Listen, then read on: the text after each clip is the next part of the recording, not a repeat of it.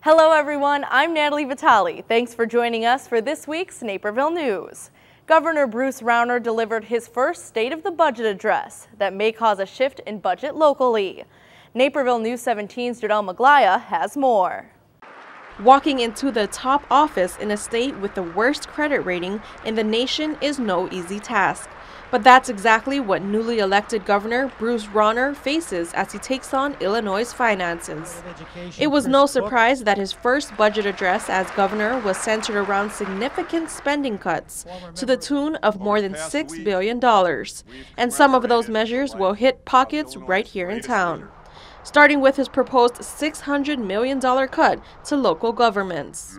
The impact of his proposal to the city would be a reduction to our revenues of about $6.9 million, which obviously is a very significant impact. Especially as the city had already projected a $6 million deficit for the next fiscal year without Rauner's cuts. But some in the community think this imposed tightening of our belts could be a good thing. It's time for us to live within our means so that we can freeze property taxes, so we don't need to implement higher income taxes or a tax on services so that we cost more money. It's a necessary cut, unfortunately. Another top priority, pension reform. But our pension systems are not fully funded.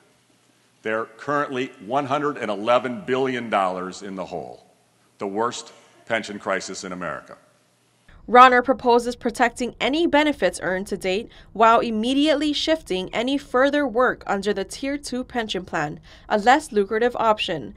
Those hired before 2011 could take a lump sum buyout and shift over to a 401k style plan, but would face a reduction in cost of living adjustments.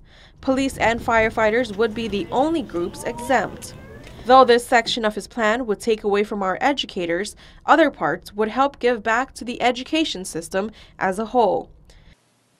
This budget also increases K-12 education funding by $300 million, helping school districts in our state that most need our support.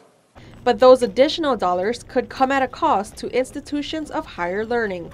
The governor proposed to slash their state funding by nearly $400 million, an action that would directly affect one local school, College of DuPage. The governor also proposed to spend $1.5 billion less on Medicaid, which provides dental and medical care to low-income families.